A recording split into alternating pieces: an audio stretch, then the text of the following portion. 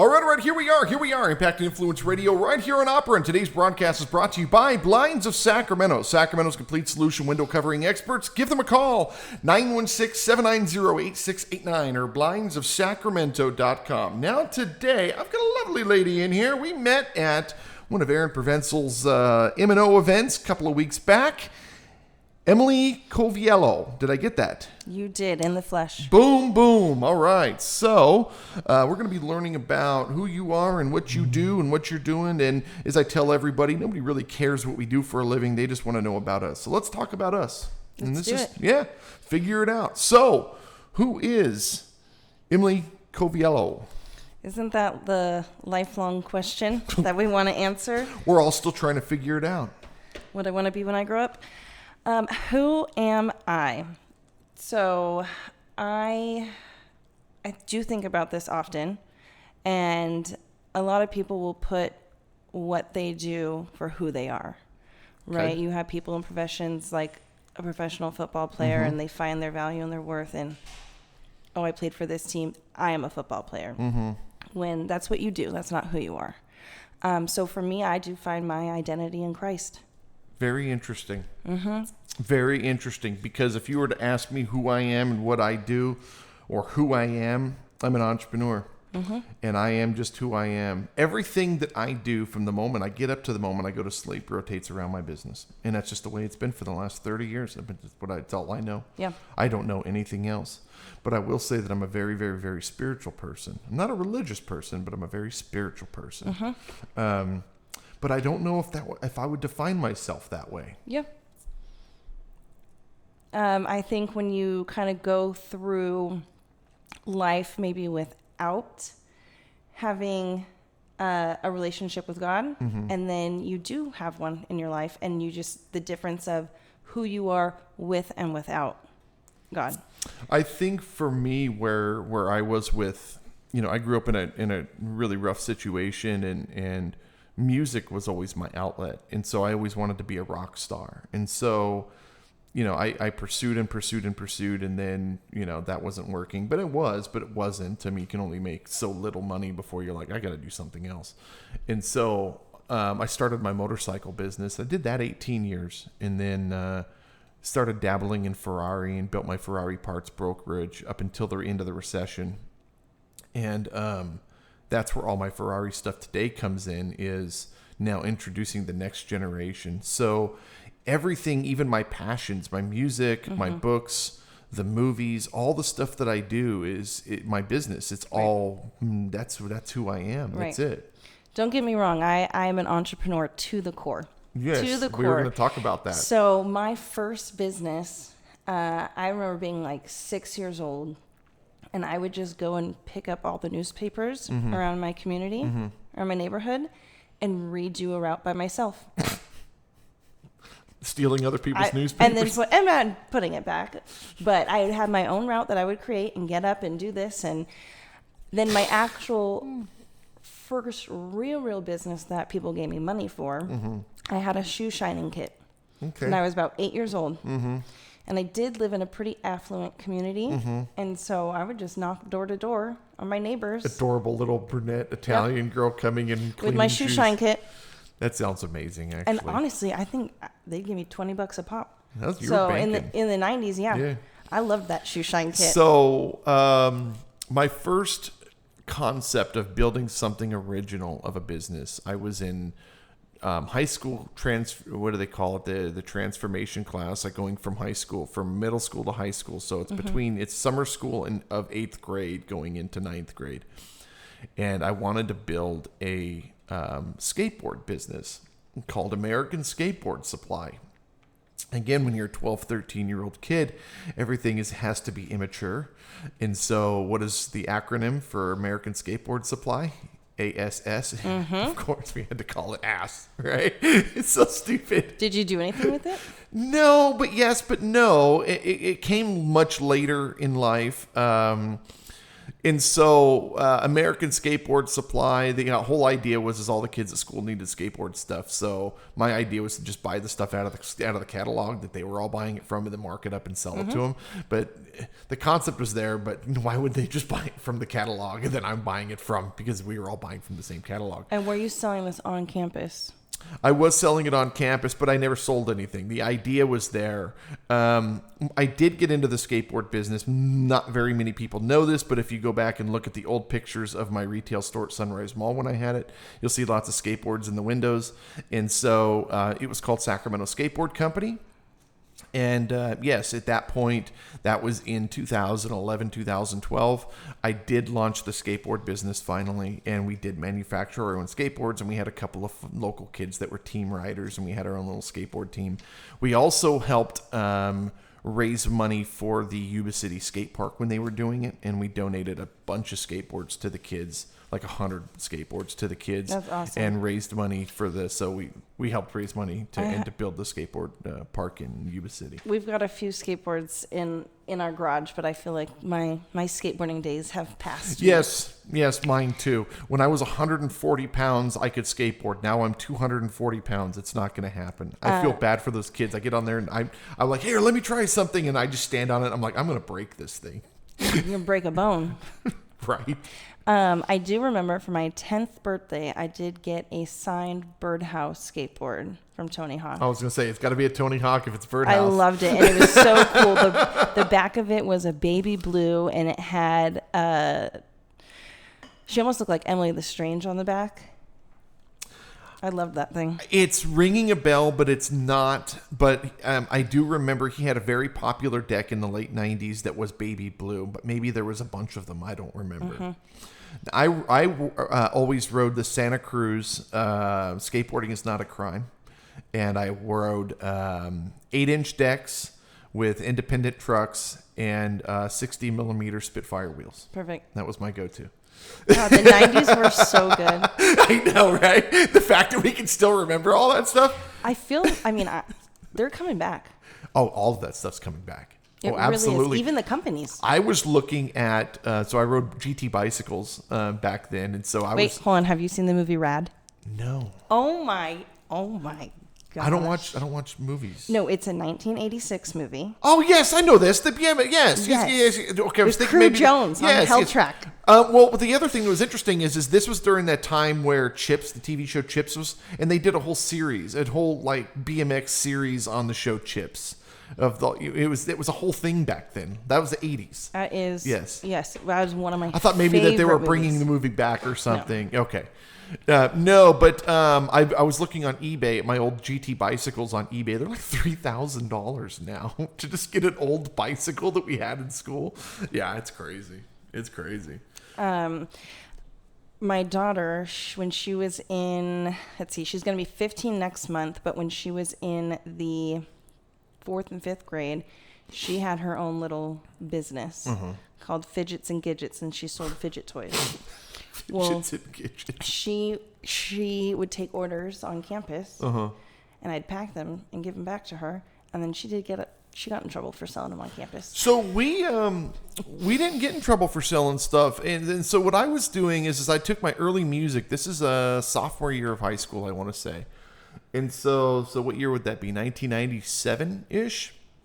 And so I would go to Goodwill and I would buy books on tape. And so you'd get like 20 books on tape for like $1. And I'd go home and I put nail polish remover and remove all the words off of it, put tape over the things. And then I would take my music and put my music onto the cassettes, record them through a cassette player onto the cassettes. And then I would draw, because we didn't have a computer printer, I would draw all of my artwork, hand artwork. And then I would sell them to the kids at school for $5. And so all those early Rob Jones albums, there's the Jones, all the early Rob Jones albums, and they may be worth something today, I don't know. But there's a little music store called Live Music Center in Vacaville, and we would sell them at the store. I think we would sell them for $10 or something, and then I would give $2 to the shop, and then I would make my $3. I think that sounds about right. But again, this is 1997, 1998, something along those lines. And then I'd call them every day. Did we sell any? Did we sell any? And then they would sell one or two, and then I'd go in there and get my $4. Hey, $4 is $4. That was it. That's where it all started. It's kind of cool. I love it. So today, what are you doing today? What am I not doing today? Today, I guess professionally, I am working as a financial professional in the field of finance, kind of helping people with offense and defensive moves with their money. It's a very important place to be right now.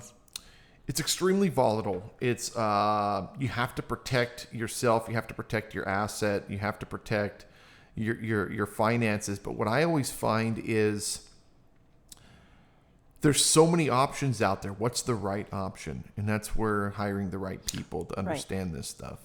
And I would also say that relationship is huge. Yeah. So you could have somebody who is the best of the best at what they do, but you don't vibe with them. Yeah. Then that relationship is not going to work for you. That's one of the reasons why we do opera the way we do it. You've got all these networking events out there, and they're like, oh, well, we can only have one financial planner in the group or one realtor in the group. And I'm thinking to myself, like, number one, why alienate yourself? We talked about this earlier. Why alienate yourself by only having one person in that group? First of all, what if they're not good? Second of all, what if they're a jerk? Thirdly, what if their just energy is off? You know how you walk into a room and you just don't like somebody and you're like, I don't want to do business with this guy. Why? I don't even know. I just don't like him. But then you walk into the room and somebody else and you're like, I want to spend every second with this person. I love this person. I love everything about this person. And so, and you see that and you don't know why. You don't know why it is. It's just you vibe. It's that energy, or it's the vibrations, or whatever they want to call it. The point is that you go into these groups, and if you've only got one option, you're putting all of your everything into that one option. Sometimes you need a second, third, fifth, 10th opinion.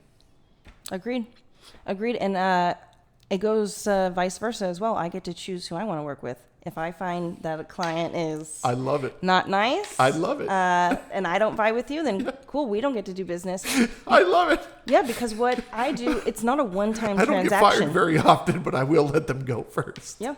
I mean, it's not a one-time transaction. Like, we're going to be working together for a while. Yeah. Well, my whole thing is, and I tell people this all the time, I don't know if I want you to become a member of opera. And they go, why? And I go, because I don't know if I want to look at you every week. 1,000%. I mean, let's be honest with each other. There's a million groups out there for you. If you're not meshing in this one, I'll put the recommendation into one of the other ones. We have to all want to work with each other and like each other and want to look at each other. Can you imagine going to meet your whoever it is, your partner and whatever it is, and then they walk in the door and you're like, here we go. Never good, man. No. So I am finding out kind of who is that perfect client for me and who are the people I want to work with. And to be honest with you, like you said, it's 2026. Like, financial planning, although it's somewhat taboo and people don't want to talk about their finances, because sometimes you do have to get very vulnerable and raw with facts and reality. It is what it is. So if you aren't protecting your money, what are you doing? Like, if you have a family, if you are wanting to actually save for a home, save for retirement, for vacation, leave even a legacy, I mean, you insure your car. You insure your house. You insure your phone. Jewelry, but you won't insure your life. I know. You're preaching to the choir here. Yeah. I get it. So I've been doing this for 11 years. Yeah. I get it. So I want to work with people who are like, yes, I need to get my finances right. I need an advisor. Let's set me up. I might only be 25, but I want to retire by 45, and let's do it. But they might only have $20 or $50 a month to put into it. And that's all you need. What? I know. That's it. Yeah, people think that investing, you're going to need, a lot of money. No, you don't. You can put in $50 a month. I know. It's a crazy thing. What are you passionate about? I mean, obviously you're passionate about this. You're passionate about entrepreneurship and business. You get excited when you see numbers. I get this. I figured that part out. But what are you passionate about? Sure. So finances was not where I saw myself, which is crazy, because actually last month I graduated grad school with my master's in public health. Okay. So let's backtrack back to the 90s. Mm-hmm.